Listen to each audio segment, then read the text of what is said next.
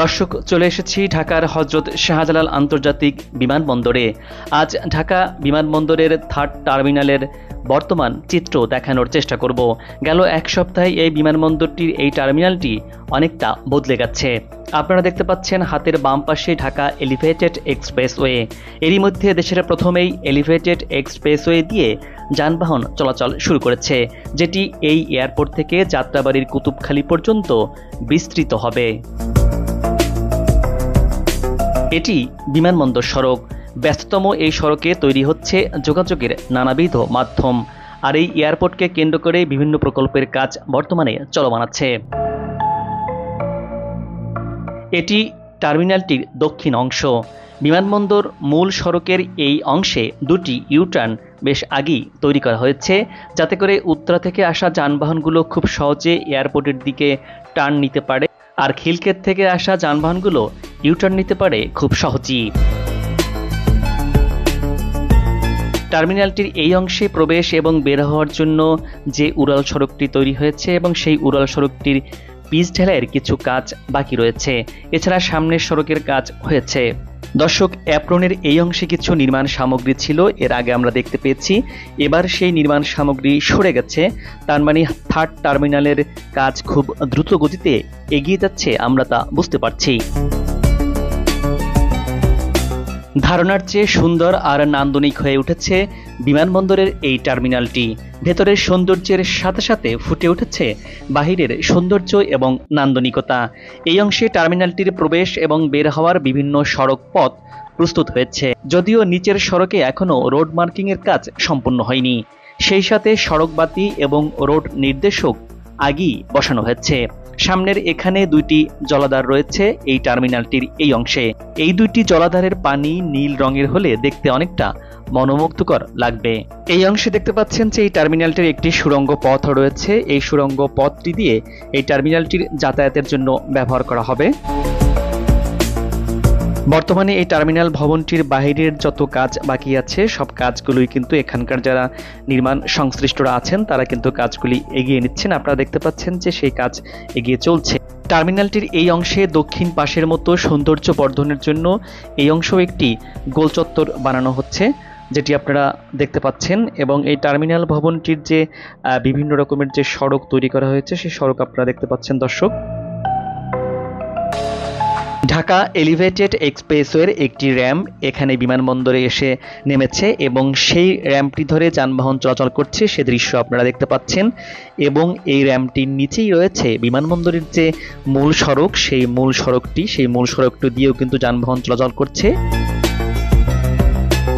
বিশ্বমানের সব সুযোগ সুবিধা ও যাত্রী সেবার প্রতিশ্রুতি দিয়ে গেল বছর সফট ওপেনিং করা হয়েছে এই শাহজালাল আন্তর্জাতিক বিমানবন্দরের এই টার্মিনালটির। এই বিমানবন্দরের এই টার্মিনালটি এবং কক্সবাজার সমুদ্রের মধ্যে সি রানওয়ে সম্প্রসারণ প্রকল্পের মাধ্যমে বাংলাদেশ ভবিষ্যতে এ অঞ্চলের এভিয়েশন হাবে পরিণত হওয়ার পথে এগিয়ে চলছে। দর্শক, হাতের বাম পাশে দেখতে পাচ্ছেন গাড়ি পার্কিংয়ের জন্য এই 3rd টার্মিনালের সঙ্গে বহুতল কার পার্কিং ভবন নির্মিত হয়েছে। এই কার পার্কিংয়ের জায়গায় একসাথে 1250টি গাড়ি পার্কিং রাখার সুব্যবস্থা রয়েছে। এটি এই টার্মিনালের উত্তর অংশ। এই অংশে সড়কের পিচ ঢালাইয়ের কাজ চলমান আছে। সেই সাথে এখানে সৌন্দর্য বর্ধনের পাশাপাশি একটি নতুন করে ফুট ওভারব্রিজ দৃশ্যমান হওয়ার দৃশ্য চোখে পড়েছে। ঢাকার হযরত শাহজালাল আন্তর্জাতিক বিমানবন্দরটি দেশের প্রধানতম বিমানবন্দর। এই বন্দরে বর্তমানে 2টি টার্মিনাল রয়েছে, যেটি 1 লাখ বর্গমিটার জায়গার উপর নির্মিত। প্রথম টার্মিনাল অভ্যন্তরীণ যাত্রীদের জন্য এবং দ্বিতীয় টার্মিনাল বিদেশে আসা যাওয়ার জন্য। এই টার্মিনাল ব্যবহার করে প্রতিদিন দেশ এবং বিদেশের 30টি বিমান কোম্পানির 120 থেকে 130টি ফ্লাইট ওঠানামা করে। এসব ফ্লাইটে প্রতিদিন যাত্রী চলাচল করেন 19 থেকে 21 হাজারের মতো, অর্থাৎ বছরে প্রায় 80 লাখ যাত্রী শাহজালাল আন্তর্জাতিক বিমানবন্দর ব্যবহার করছেন। এই টার্মিনালের ধারণ ক্ষমতা বছরে প্রায় 70 থেকে 80 লাখের মতো।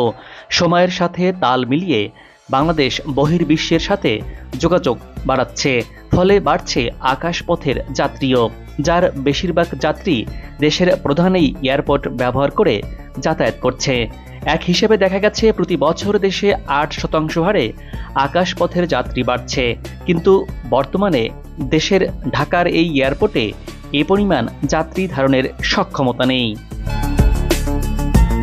শাহজালাল বিমানবন্দরে যাত্রীদের দুর্ভোগ কমিয়ে আধুনিক সেবা দেয়া সহ টার্মিনালের ধারণ ক্ষমতা বাড়াতে শাহজালালের থার্ড টার্মিনাল নির্মিত হয়েছে। থার্ড টার্মিনাল পুরোদমে চালু হলে ঢাকার এই বিমানবন্দরের সক্ষমতা বাড়বে 2.5 গুণ। ফলে 3টি টার্মিনাল দিয়ে বছরে শাহজালালের যাত্রী পারাপারের সক্ষমতা 80 লাখ থেকে বেড়ে 2,20 লাখে দাঁড়াবে। একই সাথে যাত্রীদের আধুনিক সুযোগ সুবিধা নিশ্চিত করা সম্ভব হবে। তৃতীয় টার্মিনাল ভবনের আয়তন 2,30,000 বর্গমিটার। বছরে 1,20,00,000 যাত্রী এই টার্মিনাল ব্যবহার করতে পারবে। সেই সাথে বিমানবন্দরের টার্মিনাল 1, টার্মিনাল 2 এর অ্যাপ্রনে 29টি উড়োজাহাজ রাখা যাবে। তৃতীয় টার্মিনাল চালু হলে এই অ্যাপ্রনে আরও 8 থেকে 10টি উড়োজাহাজ বেশি রাখা যাবে, মানে একসঙ্গে 37টি উড়োজাহাজ পার্ক করা যাবে এই বিমানবন্দরে। নতুন এই টার্মিনালে 26টি বোর্ডিং ব্রিজের ব্যবস্থা থাকছে। বোর্ডিং ব্রিজ থাকছে প্রথম পর্যায়ে 12টি। পরবর্তী সময়ে আরও আরেকটি সম্প্রসারণ প্রকল্পের আওতায় 14টি বোর্ডিং ব্রিজ নির্মাণ করা হবে। শাহজালাল বিমানবন্দরের সবচেয়ে বেশি ভোগান্তি সেটি হলো লাগেজ বেল্টের স্বল্পতা। বর্তমান টার্মিনালে রয়েছে 8টি লাগেজ বেল্ট। সেই স্বল্পতা এবার দূর করছে নতুন এই টার্মিনালটি। নতুন টার্মিনালে 16টি লাগেজ বেল্ট থাকছে। অতিরিক্ত ওজনের ব্যাগেজের জন্য থাকছে আলাদা আরও 4টি বেল্ট। আর এই লাগেজ বেল্ট যাত্রীদের ভোগান্তি থেকে মুক্তি দিবে। উন্নত বিশ্বের আদলে হযরত শাহজালাল আন্তর্জাতিক বিমানবন্দরের থার্ড টার্মিনালে যুক্ত হয়েছে আধুনিক প্রযুক্তির চলন্ত মুভিং ওয়াকওয়ে। চলন্ত সিঁড়ি বা এসকেলেটর ব্যবহার করে আমরা অভ্যস্ত হলেও মুভিং ওয়াকওয়ে একেবারে নতুন। সুইজারল্যান্ড থেকে এই ট্রাভেলেটরগুলো বসানো হয়েছে এই টার্মিনালে। টার্মিনালের আগমনী এবং বহির্গমনে 14টি মুভিং ওয়াকওয়ে বসানো হয়েছে। থার্ড টার্মিনাল ভবনের গ্রাউন্ড ফ্লোর থেকে প্রথম এবং দ্বিতীয় ফ্লোরে ওঠানামার জন্য 41টি লিফট রাখা হয়েছে। এর মধ্যে প্যাসেঞ্জার লিফট 34টি এবং সার্ভিস লিফট 7টি। সেই সাথে পর্যাপ্ত সংখ্যক স্বয়ংক্রিয় এসকেলেটরও রয়েছে। এছাড়া তৃতীয় টার্মিনালের নিচতলায় থাকছে ব্যাগেজ হ্যান্ডেলিং সিস্টেম। দ্বিতীয় তলায় ক্যান্টিন এবং বোর্ডিং ব্রিজ। থাকছে সুপরিসর ডিউটি ফ্রি শপ এবং বহির্গমন লাউঞ্জ। বিদেশ থেকে আসা যাত্রীদের জন্য কাস্টমসের একটি হল এবং 6টি চ্যানেল থাকছে। ভিআইপি যাত্রীদের জন্য রাখা হচ্ছে বিশেষ ব্যবস্থা।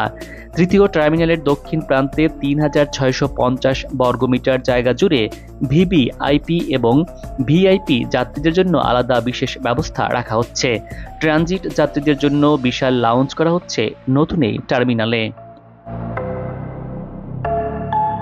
40,000 বর্গমিটার আয়তনের প্রধান বহির্গমন লাউঞ্জ ব্যবহার করবেন ট্রানজিট যাত্রীরা। তবে পুরনো দুটি টার্মিনালের সঙ্গে নতুন টার্মিনালের সংযোগ থাকছে না এখন। প্রকল্পের দ্বিতীয় পর্যায়ে করিডোর নির্মাণ করা হবে। গাড়ি পার্কিংয়ের জন্য এই তৃতীয় টার্মিনালের সঙ্গে বহুতল কার পার্কিং ভবন নির্মাণ করা হয়েছে। এতে 1,250টি গাড়ি পার্কিংয়ের সুব্যবস্থা রাখা হয়েছে।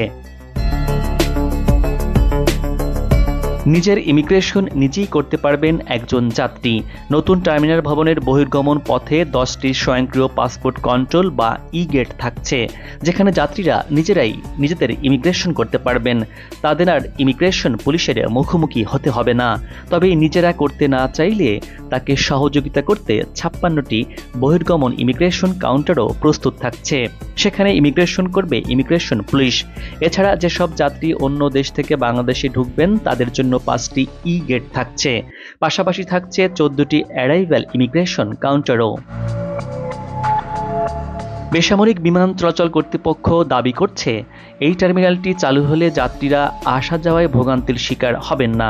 কারণ হিসেবে তারা বলছেন, তৃতীয় টার্মিনাল ভবনের সঙ্গে এলিভেটেড এক্সপ্রেসওয়ের র্যাম্প স্থাপন করা হয়েছে। হাওড়ায় মেট্রেল স্টেশনের সঙ্গে ভূগর্ভস্থ সুড়ঙ্গ পথ তৈরির পরিকল্পনা রয়েছে, যার কাজ বর্তমানে চলমান আছে। এটি যাতায়াতকে আরও সহজতর করবে। একজন যাত্রী টার্মিনাল থেকে বের হয়ে সহজে গাড়িতে চড়ে ঢাকা এলিভেটেড এক্সপ্রেসওয়ে বা সুড়ঙ্গ পথে হেঁটে মেট্রেল পাতাল স্টেশনে যেতে পারবে। থাকছে আন্তর্জাতিক মানের অত্যাধুনিক অগ্নি নির্বাপক ব্যবস্থা। দর্শক, এবার বিদায় নিচ্ছি। ভিডিওটি কেমন লাগলো আশা করি কমেন্টস করে জানাবেন। ভালো থাকুন, নিরাপদে থাকুন এবং সাথেই থাকুন।